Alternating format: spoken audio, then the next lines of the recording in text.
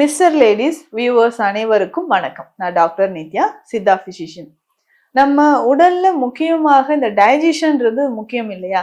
Digestion நார்மலா இருந்தாதான், அதாவது செரிமானம் சரியாக இருந்தால்தான் உடலோட எல்லா இயக்கமுமே நடக்கும். கொஞ்சமா உணவு சாப்பிட்டாலும் எனக்கு மாந்தம், உப்பிசம், வயிறு பெருசான மாதிரி இருக்கு, ஏப்பம் வந்துகிட்டே இருக்கு, ஒரு இடத்துக்கு போக முடியல, வாயை திறந்து சத்தமா ஏப்பம் விட்டாதான் எனக்கு சரியாகுது, நெஞ்சிலே ஏதோ அடைச்ச மாதிரி, உணவு சாப்பிட்டா நெஞ்சிலே நிக்கிற மாதிரி இருக்குன்னுலாம் சொல்லுவாங்க. இது நமக்கு பார்த்தோம்னா ஒரு சிலருக்கு அந்த அல்சர் மாதிரி, ஆசிட் ரிஃப்ளெக்ஸ் அப்படின்னு சொல்லுவோம். அல்சர் அதிகமாயிட்டு, வயிற்று புண்கள் அதிகமாயிட்டு உள்ள இருக்கக்கூடிய அந்த அமிலத்தன்மை மேல எதிர்த்துட்டு வர மாதிரி இருக்கும். இந்த பிரச்சனையும் நிறைய பேருக்கு இருக்கு. நம்ம ஆசிட் ரிஃப்ளெக்ஸ் அப்படின்னு சொல்றோம். இதை தாண்டி பார்த்தோம்னா இந்த கல்லீரல் தொடர்பான பிரச்சனைகள் இருந்தாலும், அதாவது லிவர்ல ஏதாவது ப்ராப்ளம் இருக்கு, லிவர் என்சைம்ஸ்ல நமக்கு செக்ரேஷன் நார்மலா இல்லை, இந்த பட்சத்துலயும் நமக்கு என்ன ஆகுதுன்னா நமக்கு டைஜஷன் நார்மலா இல்லாத மாதிரி இருக்கும். இதை தாண்டி உடல்ல உஷ்ணம் அதிகமானாலோ, அல்சர் ரிலேட்டடா இருக்கக்கூடிய ப்ராப்ளம் அதிகமா இருந்தாலோ நமக்கு இந்த பிரச்சனை ஏற்படுது. ஸோ இதற்கு இந்த லேகிய வகைகள், சித்த மருத்துவத்துல நிறைய லேகிய வகைகள் கொடுக்குறோம். பெரும்பாலும் இந்த லேகிய வகைகள், அதுவும் இந்த டைஜஷன், இந்த செரியாமை தொடர்பான பிரச்சனைகள் இருக்கக்கூடியவங்களுக்கு இந்த லேகியம் அப்படின்னு பார்த்தோம்னா அதை சாப்பிடும்போது நல்ல ஒரு டைஜஷன் இன்க்ரீஸ் ஆகுறத நம்ம பார்க்குறோம். ஸோ அந்த மாதிரி ஒரு லேகியம் வகை, இதை ரொம்ப சிம்பிளா வீட்டில் நம்மளே செய்யலாம். எப்படி செய்யணுன்றதை நான் சொல்றேன். இந்த லேகியம் சித்த மருந்தகங்களையும் கிடைக்குது. இதை வாங்கி நம்ம சாப்பிடும்போது அஜீரண பிரச்சனைகளுக்கு மிக சிறந்த ஒரு தீர்வுன்னு சொல்லலாம். சிலருக்கு சாப்பிட்ட உடனே எனக்கு டைஜஷன் ஆகலைங்க, அப்படி வயிறு மந்தமா இருக்கு, இல்ல சாப்பிட்ட உடனே மோஷன் போயிடுறேன், இந்த மாதிரியான நிறைய பிரச்சனைகள், பித்தம் அதிகமா இருக்கு, வாய் கசப்பு, டேஸ்டே தெரியல, வாயில காலைல எந்திரிச்சோடனே ஒரு கசப்பு சுவை தெரியுது, டேஸ்டே தெரியல அப்படின்லாம் சொல்லுவாங்க. இந்த மாதிரி பிரச்சனை இருக்கிறவங்களுக்கு நம்ம ஸ்பெஷலா ஒரு லேகியம் அப்படின்னு பார்த்தோம்னா அதுதான் இஞ்சி லேகியம். இஞ்சி நமக்கே தெரியும், ஆமாங்க இஞ்சி சாப்பிட்டா தெரியாதா, இஞ்சி டைஜஷனுக்கு ரொம்ப நல்லது, நம்ம உடல்ல இருக்கக்கூடிய கொலஸ்ட்ராலை குறைக்குது, நிறைய ஹெல்த் பெனிஃபிட்ஸ் இஞ்சில இருக்கு, டைஜஷன் ப்ராப்ளம் இருந்தால் நம்ம இஞ்சி தானே சாப்பிடுவோம். அதை லேகியமா பண்ணி சாப்பிடும்போது எந்த அளவுக்கு நமக்கு பலன் இருக்குன்றதும் நம்ம தெரிஞ்சுக்கலாம். முக்கியமாக இஞ்சி சாப்பிட்டா அசிடிட்டி அதிகமாகும்னு சொல்றோம். ஆனா இஞ்சி லேகியமா சாப்பிடும்போது அசிடிட்டியோ இல்லை அல்சர் கம்ப்ளைண்ட் இருந்துச்சுன்னா கம்ப்ளீட்டா அது சரியாயிடுது. முழுவதுமாக ஒரு குணம் பெறணும் அப்படின்னா இஞ்சி லேகியத்தை நம்ம பயன்படுத்தலாம். சரி, இந்த இஞ்சி லேகியம் நம்ம எப்படி பயன்படுத்த போறோம், இல்லை இஞ்சி லேகியம் எப்படி செய்ய போறோம்ன்றதும் நான் சொல்றேன். அதற்கு என்னென்ன மூலிகைகள் வேணும்னு நான் சொல்றேன், நோட் பண்ணிக்கோங்க. இதற்கு நம்ம ஃபர்ஸ்ட் என்ன வேணும்னா இஞ்சி. இஞ்சியை நம்ம வாங்கி வச்சிடணும். ஒரு எவ்வளவு வேணும் இஞ்சி பார்த்தோம்னா ஒரு 200-250 கிராம் இஞ்சி எடுத்துக்கோங்க.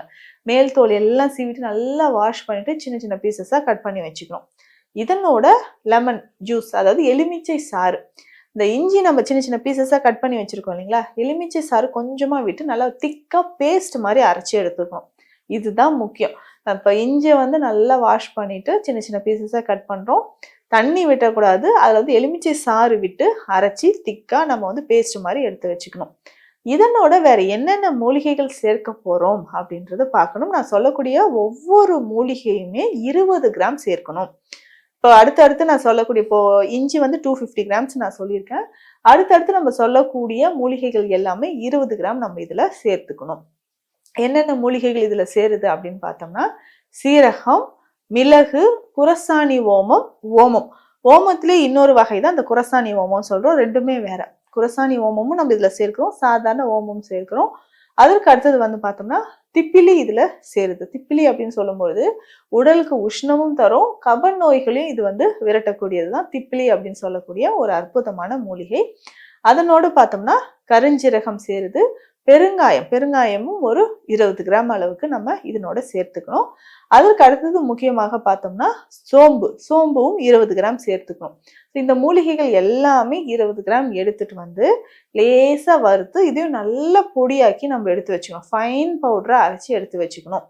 இதனோட கொஞ்சமா நம்ம பிரண்டை சாறு எடுத்து வைக்கணும். பிரண்டை சாறு எதுக்குன்னா ஜீரண சக்திக்கு ரொம்ப ரொம்ப முக்கியம். பிரண்டை வடகம், பிரண்டை உப்பு, இந்த மாதிரியான மருந்துகள் எல்லாமே சித்த மருத்துவத்துல அந்த ஜீரண சக்தியை அதிகரிக்கிறதுக்கு நம்ம பயன்படுத்திட்டு வரோம். அந்த மாதிரி தான் இந்த ஜீரணத்தை அதிகரிக்கிறதுக்கு பிரண்டை சாறு நம்ம வந்து எடுத்துக்கணும். இது எவ்வளவு அளவுக்கு எடுத்துக்கலாம் அப்படின்னா, ஒரு 200ல இருந்து 300 ml அளவுக்கு நம்ம பிரண்டை சாறு எடுத்து வச்சுக்கணும். ஸோ இது எல்லாமே நம்ம என்ன பண்ண போறோம்னா, ஒண்ணா சேர்த்து கலந்து நல்லா பேஸ்ட் மாதிரி எடுத்துக்கணும். ஏற்கனவே நம்ம அரைச்சு வச்சிருக்கிற அந்த இஞ்சி பேஸ்ட், அதனோட இந்த பவுடர் எல்லாமே, இந்த மூலிகையோட பவுடரும் அந்த இஞ்சி பேஸ்டோட சேர்த்துணும், பிரண்டை சாரும் அதுல சேர்த்து கலந்து எடுத்து வச்சுக்கணும். அடுத்ததான் நம்ம என்ன பண்ண போறோம் அப்படின்னா, லேகியம் செய்யறதுக்கு நாட்டு சர்க்கரை எடுத்து பாகு மாதிரி காய்ச்சணும். நல்லா திக்கா அது வந்து கொஞ்சம் பாகு மாதிரி வந்த உடனே இந்த மூலிகைகள் எல்லாமே அரைச்சு வச்சிருக்கோம் இல்லைங்களா, இதை தனியா ஃபர்ஸ்டே நம்ம வெறும் வானலியில வறுக்கணும். லேசா அந்த ஈரப்பதம் போற அளவுக்கு நம்ம வறுத்ததுக்கு அப்புறமா இந்த பாகு அதோட சேர்க்கணும். சேர்த்து நம்ம கிளறிட்டு நெய் விட்டு விட்டு நம்ம கிளறிக்கிட்டே வரணும். ஸோ அந்த மாதிரி நம்ம செஞ்சுக்கிட்டே வரும்போது ஈரத்தன்மை எல்லாம் போன பிறகு பாகு சேர்த்து அடுத்ததாக நெய்யும் நம்ம அதுல விட்டு கலந்துக்கிட்டே வரும்போது லேகியம் பதமா நமக்கு கிடைக்கும். இதுதான் நம்ம வந்து இஞ்சி லேகியம் அப்படின்னு சொல்றோம். இந்த இஞ்சி லேகியம் கப நோய்களுக்கும் நம்ம பயன்படுத்தலாம்.